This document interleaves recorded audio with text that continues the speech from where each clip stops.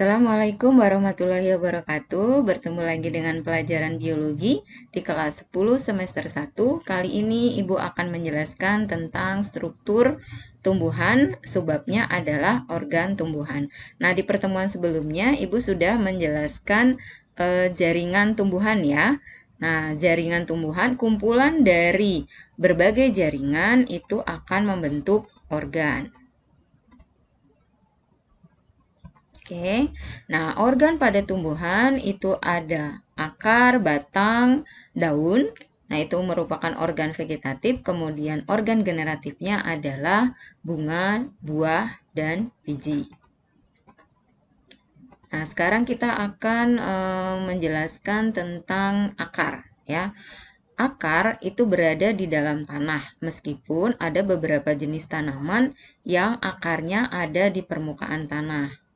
Nah, fungsi akar itu untuk menegakkan tumbuhan, menyerap air dan garam mineral dari dalam tanah menuju ke bagian-bagian tumbuhan yang lain, kemudian menyimpan cadangan makanan ya. Biasanya itu ada pada umbi akar dan bisa juga untuk alat perkembangbiakan vegetatif. Contohnya misalkan pada wortel. Nah, sekarang kita akan melihat struktur akar dari luar atau dari morfologinya. Nah, kalau dilihat dari luar atau tampak jelas dengan mata, ya ada dua jenis akar, yaitu akar tunggang dan akar serabut. Nah, akar tunggang ini terdapat pada tumbuhan dikotil, sementara akar serabut itu terdapat pada tumbuhan monokotil. Nah, bedanya apa? Kalian perhatikan di gambarnya ya. Jadi kalau dia akar tunggang, dia mempunyai akar utama, ya, akar primer sebutannya. Nah, kemudian dia akan bercabang-cabang atau disebut dengan akar lateral. Sementara kalau pada akar serabut ya, itu semuanya ya, jadi akar primernya itu banyak. Ya, dia akan tumbuh dari pangkal batang. Dan biasanya dia ukurannya menjadi lebih kecil-kecil kalau akar serabut. Nah, kemudian dari banyaknya akar primer atau akar utama, ya, kemudian baru dia bercabang-cabang. Ya, perhatikan bedanya ya. Oke, nah kemudian kalau dilihat lagi ya, ujung akar itu kalau dia dipotong, maka ada bagian-bagian akar ini sebenarnya tidak lagi ke dalam morfologinya. Kita sudah lihat dari dalamnya ya, tapi masih secara umum. Nah, di ujung akar itu ada sel-sel ya yang sebagai penyusun tudung akar. Nah, tudung akar ini karena dia berfungsi untuk menembus tanah. Nah, pasti akan banyak yang rusak jika dia menembus tanah yang keras ya. Nah, kemudian kalau tudung akar itu rusak, maka dia harus digantikan sel-selnya. Nah, maka di belakangnya tudung akar itu ada zona pembelahan atau zona meristematis. Nah, daerah pembelahan atau zona meristematis ini dia akan membelah ke arah bawah untuk menggantikan tudung akar yang rusak, dan dia akan membelah ke arah atas. Nah, yang membelah ke arah atas ini maka dia akan membentuk daerah pemanjangan. Nah, di sini akar-akarnya baru mulai terdiferensiasi, belum secara sempurna. Nah, kemudian daerah di belakangnya, nah ini sel-selnya semuanya sudah terdiferensiasi. Artinya dia sudah membentuk jaringan-jaringan. Nah, jaringannya itu apa saja? Nah, itu adalah epidermis, korteks, xilem, floem, dan cambium. Nah, ya. Oke, sekarang kita lihat anatominya. Anatomi itu berarti struktur dalam akar. Nah, kalian perhatikan ya, kalau dilihat dari strukturnya, bagian luar itu sama. Ya, ada epidermis. Oke, nah kemudian epidermis ada yang termodifikasi menjadi rambut-rambut akar. Nah, kita sudah bahas di modifikasi epidermis ya. Kemudian yang kedua, jaringan yang kedua adalah korteks. Jaringan yang ketiga itu adalah endodermis, kemudian ada perisikel, kemudian baru di dalamnya itu adalah pusatnya atau stelenya atau silinder pusatnya. Nah, perhatikan gambarnya ya. Kalau di sini ini adalah yang berbentuk bintang atau plus, ini adalah kumpulan dari xilem. Ya, sementara yang di sekelilingnya ini adalah floem. Nah, kemudian perhatikan yang dia monokotil. Ya, yang monokotil itu ini ada kumpulan yang berlubang besar ini. Nah, kelihatannya seperti lubang besar ini adalah silem. Kemudian yang kumpulan yang lebih kecil-kecil di sini. Nah, ini adalah phloem. Oke, nah perhatikan perbedaannya karena ini nanti ada istilahnya. Oke ya. Nih, jadi kalau di sini kita sebutkan dulu bagian-bagian secara umumnya ya. Jadi tadi sudah disebutkan ada epidermis, korteks, endodermis, silinder pusat yang terdiri dari perisikel, kambium, silem, dan floem. Nah, kamu harus hafalkan di mana itu posisinya dan gambarnya. Nah, sekarang saya akan jelaskan masing-masing jaringannya. Ya, epidermis itu terdiri dari satu lapis sel tanpa ruang antar sel, kemudian dinding selnya tipis tanpa kutikula karena biar memudahkan penyerapan air, kemudian termodifikasi menjadi rambut akar untuk memperluas bidang penyerapan. Oke ya. Kemudian yang kedua adalah korteks. Korteks ini terdiri dari jaringan parenkim, dinding selnya tipis tanpa kutikula untuk memudahkan penyerapan. Kemudian berfungsi menyimpan cadangan makanan, bagian terdalamnya termodifikasi menjadi endodermis. Nah, endodermis itu hampir mirip dengan epidermis ya, terdiri dari satu lapis sel ya. Kemudian dinding selnya itu ada yang mengalami penebalan. Penebalannya itu oleh zat namanya suberin dan lignin. Nah, itu disebut dengan pita Kaspari. Ya, jadi ada satu lapis sel nih di sini endodermis ya. Ada daerah yang mengalami penebalan disebut pita Kaspari, kemudian daerah yang tidak mengalami penebalan itu disebut dengan daerah peresap atau sel peresap. Nah, kenapa harus ada daerah pita Kaspari dan sel peresap? Nah, ini untuk mengatur air masuk ke dalam silem. Jadi kalau misalkan air itu terlalu banyak, maka akan sebagian akan ditahan oleh adanya pita Kaspari. Nah, kemudian perisikel. Perisikel itu satu lapis sel juga, letaknya langsung di bawahnya endodermis. Nah, di sini dia berfungsi untuk percabangan akar. Selanjutnya adalah berkas pengangkut pada stele atau silinder pusat. Nah, tadi di gambar awal sudah ada ya. Kita lihat di sini perbedaannya antara dikotil dan monokotil. Nah, pada yang dikotil itu disebut dengan konsentris anfikribal. Ya, silem itu berada di tengah atau sebagai pusatnya, kemudian floem mengelilinginya. Jadi tadi di awal sudah Ibu bilang bahwa kalian harus perhatikan karena ini nanti menjadi ciri khas supaya kamu bisa menyebutkan apakah ini strukturnya akar dikotil atau strukturnya akar monokotil. Oke, perhatikan yang monokotil sekarang ya. Jadi, kalau pada monokotil itu disebutnya berkas pengangkutnya adalah radial, ya, di mana silem dan floemnya itu berselang-seling dalam lingkaran. Nih, jadi ini silem, kemudian floem, silem, floem seperti itu dalam lingkaran. Oke, paham ya? Sekarang kita akan membahas batang. Batang adalah organ yang biasanya berada di permukaan tanah. Meskipun ada beberapa jenis juga yang berada di dalam tanah, biasanya disebut dengan rizoma. Contohnya pada jahe, kunyit, ya, lengkuas, ya. Kemudian tumbuh memanjang menuju cahaya matahari. Disebutnya biasanya fototropisme. Nah, itu kalau misalkan tanaman dikasih sinar pada satu sisi saja, biasanya dia akan melengkung ya menuju ke arah datangnya cahaya matahari. Nah, bentuk umumnya itu bulat panjang dan beruas-ruas ya, seperti batang pada umumnya pada pohon yang biasa kita lihat. Kemudian fungsi dari batang yang pertama adalah pembentuk dan penyangga tumbuhan, yang kedua sebagai alat transportasi. Jadi batang itu kan menghubungkan antara daun dan akar. Jadi dia menjadi jalur transportasinya. Dia bisa menyalurkan zat makanan dari daun ke akar, bisa juga menyalurkan air dan mineral dari akar ke daun. Nah, itu disebut sebagai alat transportasi. Bisa juga sebagai alat perkembangbiakan vegetatif. Kalau misalkan kamu ingat umbi batang ya, seperti kentang itu umbi batang itu bisa untuk perkembangbiakan. Bisa juga itu ada beberapa jenis tanaman yang bisa juga dikembangbiakan dengan cara stek. Nah, stek itu kalau batang yang sudah tua dipotong kemudian ditancapkan ke dalam tanah, dia bisa bertunas. Oke, nah itu disebut dengan stek. Kemudian kita lihat morfologi atau struktur luar batang. Kalau dilihat ya, batang itu bisa dibedakan menjadi dua, yaitu batang basah atau batang herba dan batang keras atau batang berkayu. Nah, kalau batang herba itu adalah batangnya lunak dan basah, ada yang berwarna hijau ya, karena dia mengandung klorofil, tidak mempunyai kambium, berukuran kecil, berumur pendek. Contohnya misalkan pada jagung, bayam maupun kangkung. Ya, ini saya contohkan kangkung.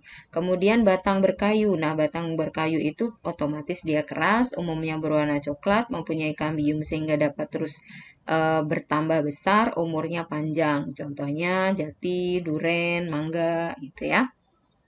Oke. Kemudian kita lihat struktur atau anatominya batang. Nah, kalian perhatikan susunannya ya. Jadi paling luar itu sama, epidermis. Kemudian lapisan keduanya juga sama, korteks ya. Lapisan ketiganya itu juga sama, stele atau silinder pusat. Ada juga perisikelnya karena untuk percabangan batang. Kemudian kambium ya, ada silem dan floemnya. Nah, tapi perhatikan ya susunannya. Kalau dia di dikotil, jadi setelah kortek itu ada floem, kambium, silem, kemudian baru empulur. Dan dia urutannya itu teratur. Ya, jadi tersusun dengan rapi. Sementara kalian perhatikan kalau dia yang di monokotil. Nah, yang di monokotil yang ini. Jadi ada epidermis, korteks, kemudian silinder pusatnya itu dia tidak teratur. Nah, kamu perhatikan ini titik-titik ini. Nah, titik-titik ini adalah berkas pengangkut. Nah, berkas pengangkut itu terdiri dari silem dan floem. Jadi, kalau dia tidak diperhatikan sekali gitu atau tidak dibawa besar, kita susah untuk membedakan nih mana yang silem, mana dan floem, dan mana yang empulurnya. Nah, ya, itu lihat perbedaannya. Pokoknya kalau bentuknya acak-acakan, nah, itu adalah batang monokotil. Kalau bentuknya teratur, itu adalah batang dikotil. Oke ya. Selanjutnya kita lihat susunannya tadi. Yang paling luar adalah epidermis ya. Secara umum cirinya sama, terdiri dari satu lapis sel tanpa ruang antar sel, kemudian dinding selnya tetapi mengalami penebalan ya oleh kutikula. Kalau dinding selnya rusak nanti digantikan oleh jaringan gabus ya. Kita sudah jelaskan itu di pembahasan jaringan di pertemuan sebelumnya. Kemudian fungsi epidermis pastinya sebagai pelindung. Kemudian kortek ya secara umum juga sama, terdiri dari jaringan parenkim, dinding selnya mengalami penebalan, nanti akan menjadi kolenkim atau sklerenkim karena berfungsi sebagai penyokong atau memperkuat tumbuhan ya. Kemudian selanjutnya berfungsi menyimpan cadangan makanan. Yang selanjutnya perisikel juga sama. Jadi kalau di batang tidak ada endodermis ya, hanya ada perisikel yang fungsinya untuk percabangan. Kemudian perhatikan lagi berkas pengangkutnya. Nah, di sini dikasih gambar yang lebih jelas ya. Jadi di kotil kamu perhatikan berkas pengangkutnya ya. Jadi silem itu bagian dalam, kemudian kambium sebelah luarnya adalah floem. Jadi yang antara silem dan floem itu dibatasi oleh kambium. Kenapa? Karena kambium itu nanti akan membentuk silem dan floem sekunder pada pertumbuhan sekunder ya. Nah, untuk yang bentuknya seperti ini itu disebut dengan kolateral terbuka. Jadi antara silem dan floem dipisahkan atau dibatasi oleh kambium. Sementara kamu perhatikan yang monokotil. Nah, yang monokotil itu dia jaringan pengangkutnya, silem dan floemnya itu tersebar. Ya. Nah, kalau dia tersebar seperti ini, itu disebut dengan kolateral terbuka. Artinya antara silem dan floem tidak dibatasi oleh kambium. Ya, organ yang selanjutnya adalah daun. Ya, daun ini biasanya dia berbentuk lembaran. Nah, kemudian biasanya juga dia berwarna hijau karena untuk mengandung klorofil karena fungsinya untuk fotosintesis. Nah, biasanya juga dia melekat pada ruas batang atau melekat pada batang. Fungsi daun yang pertama adalah untuk fotosintesis, untuk membentuk zat makanan. Yang kedua adalah alat pertukaran gas. ya. Jadi dia bisa untuk keluarnya oksigen atau masuknya CO2 atau bisa juga sebaliknya, ya. Karena kalau pada malam hari ya dia akan sama dengan kita. Jadi dia karena dia tidak lagi berfotosintesis, tidak menghasilkan oksigen, maka dia juga akan mengambil oksigen dari lingkungan. Oke, kemudian alat penguapan atau transpirasi yaitu pada daerah stomatanya ya. Kemudian alat perkembangbiakan vegetatif ya pada tanaman tertentu, misalkan pada tanaman cocor bebek. Kemudian struktur luar atau morfologi daun. Kalau kita lihat ya, daun itu punya helaian daun, tangkai daun, dan pelepah daun. Nah, kamu perhatikan. Nah, yang disebut dengan helaian daun, nah ini kalau pada daun pisang paling gampang ya, yang biasa untuk bungkus-bungkus itu disebut dengan helaian daun. Kemudian tangkai daun, ya, kemudian pelepah daun. Nah, untuk catatannya, tidak semua daun itu punya pelepah, hanya beberapa jenis saja yang punya pelepah ya. Artinya kalau pelepah itu dia seperti melingkupi batang begitu ya.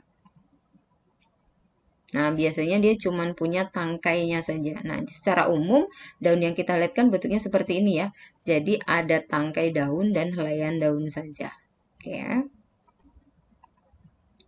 Kemudian anatominya atau struktur dalam dari daun. Ya, kalian perhatikan. Jadi untuk dikotil dan monokotil. Oke. Kalau untuk yang dikotil dulu ya, jadi ada epidermis atas, ada epidermis bawah. Ya, kemudian epidermis bawah itu ada yang termodifikasi menjadi stomata. Nah, biasanya kalau trikomata itu biasanya modifikasinya ada di permukaan atas, tapi ada juga yang di permukaan bawah. Ya. Kemudian setelah epidermis itu ada jaringan mesofil. Nah, jaringan mesofil itu adalah jaringan parenkim. Ada dua jenis yaitu palisade atau jaringan tiang. Kemudian ada spon atau bunga karang. Nah, bedanya kalau dia palisade, nah palisade itu dia karena kenapa disebut jaringan tiang? Karena selnya panjang-panjang dan teratur kayak pagar gitu. Kemudian kalau spon, kenapa disebut spon atau bunga karang? Karena dia selnya jarang, ya selnya jarang. Kemudian banyak ruang-ruang antar sel atau rongga-rongga sel. Nah, ini ada fungsinya ya, karena di sini ada stomata untuk masuk dan keluarnya gas CO2 maupun oksigen.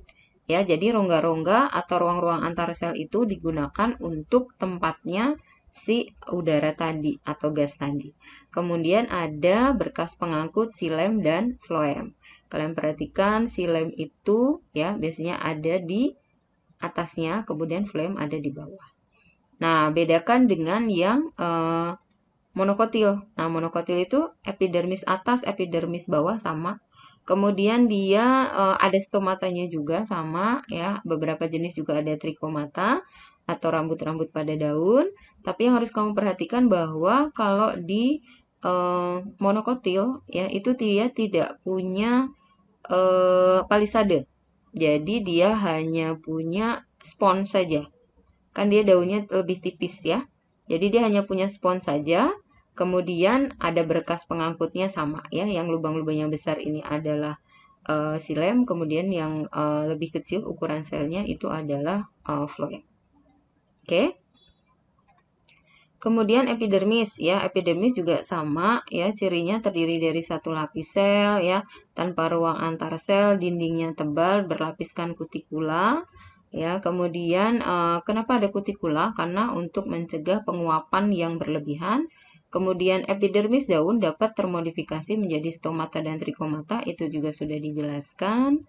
Kemudian mesofil ya, ada dua macam mesofil untuk yang dikotil, satu macam mesofil saja untuk yang monokotil. Nah, ini saya jelaskan. Palisade ya, terdiri dari sel silindris tegak tersusun rapat dan mengandung banyak kloroplas atau klorofil.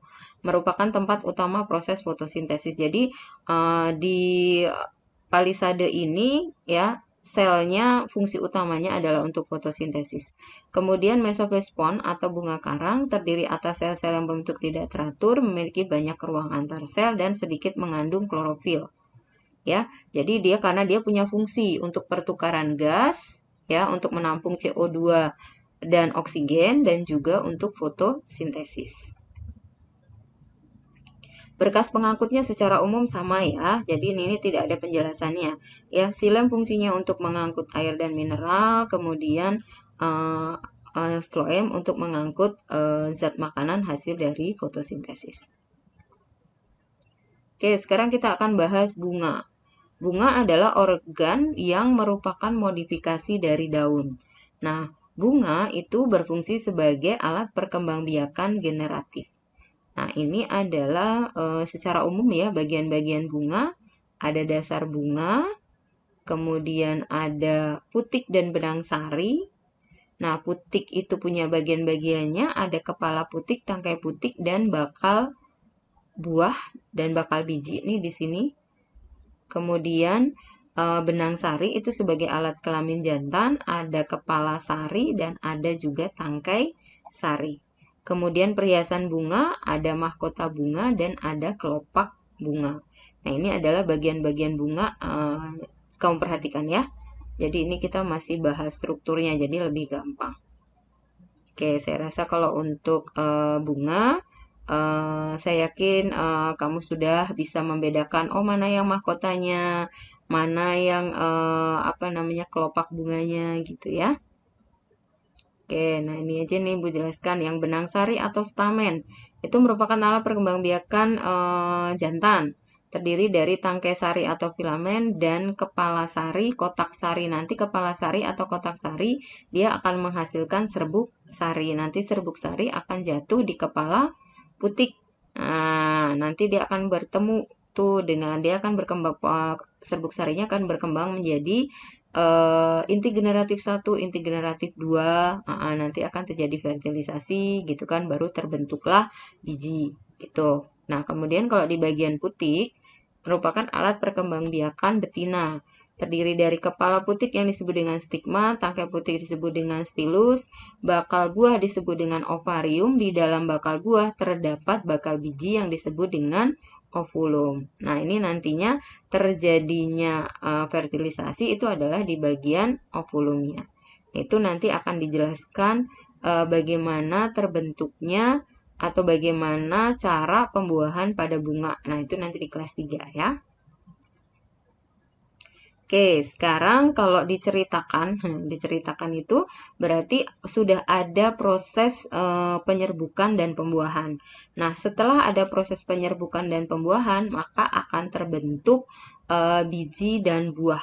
Nah, di sini Ibu akan jelaskan dulu mengenai buah. Nah, buah itu merupakan bakal buah yang telah mengalami fertilisasi. Oke ya. Kemudian berfungsi sebagai tempat penyimpanan cadangan makanan. Nah, terdapat dua macam buah, yaitu buah sejati dan buah semu. Apa bedanya? Kalau buah sejati itu seluruh bagian buahnya terbentuk dari badan buah. Contohnya mungkin seperti biji buah mangga, buah rambutan gitu ya. Kemudian kalau buah semu, buah yang terbentuk dari bakal buah dan bagian lain dari bunga. Mungkin contohnya kayak jambu monyet, kemudian buah nanas gitu ya. Kemudian buah terdiri dari 3 bagian. Ya, ada lapisan luar disebut dengan exocarp, lapisan tengah mesocarp, dan lapisan dalam endocarp. Oke, biasanya yang lapisan luar itu disebut kita adalah kulit. Biasanya dia kebanyakan sih berwarna hijau. Kemudian ada yang keras, ada yang lunak gitu ya. Kemudian lapisan tengah itu biasanya kita sebut sebagai daging buah yang suka kita makan. Kemudian lapisan dalam itu biasanya yang mengelilingi biji. Sama, ada yang tipis, ada yang tebal, dan ada juga yang keras. Ya, kalau pada buah kelapa, nah itu dia keras. Oke. Kemudian biji di dalam buah biasanya ada biji ya. Kemudian biji itu merupakan hasil fertilisasi yang berfungsi sebagai alat perkembangbiakan. Jadi buah dan biji itu merupakan satu paket hasil dari fertilisasi. Nah, biji itu terdiri dari kulit biji. Nah, saya jelaskan dulu nih ke sini, kemudian tali pusat dan inti biji. Oke. Nah, sekarang kita akan kembali lagi ke sini. Ya, kulit biji itu merupakan bagian terluar pada tumbuhan angiospermae, itu terdiri dari bagian luar dan bagian dalam. Ada testa itu disebut bagian luar dan tegmen itu disebut dengan bagian dalam. Contohnya pada biji mangga. Kemudian pada tumbuhan gimnosperme, kamu kalau ingat lupa dengan gimnosperme, contohnya misalkan biji melinjo. Ya, ada bagian luar disebut dengan sarkotesta, bagian tengah disebut dengan sklerotesta, kemudian bagian dalam disebut dengan endotesta. Nah, apa namanya bagian kulit luar berdaging tebal, kemudian bagian dalamnya endotesta itu biasanya kalau yang kalian makan, nah yang kalian makan itu adalah cadangan makanannya ya, gitu. Oke, kemudian tali pusat merupakan tangkai biji yang menghubungkan biji dengan bagian tembuninya. Tembuninya itu adalah bagian pusat bijinya. Nah, kemudian inti biji terdiri dari lembaga embrio yang akan berkembang menjadi individu baru atau tumbuhan nantinya. Kemudian putih lembaga merupakan berisi cadangan makanan. Nah, ini bagian yang sini nih, inti bijinya itu. Yang nanti akan menjadi calon akar disebut dengan radikula, calon daun disebut dengan plumula, kemudian nanti calon batang itu disebut dengan epikotil dan hipokotil. Nah, ini disebut dengan inti biji. Nah, ini disebut biasanya tali pusat itu nanti berhubungan dengan kotiledon atau cadangan makanan. Jadi kalau cadangan makanan yang siap pakai itu disebut dengan kotiledon, kemudian bagian luarnya ada cadangan makanan lagi itu disebut dengan endosperm. Oke ya, materi kita cukup banyak, tolong dipelajari kembali, setelah kalian paham, baru kerjakan latihan soalnya. Oke, Ibu akhiri, wassalamualaikum warahmatullahi wabarakatuh.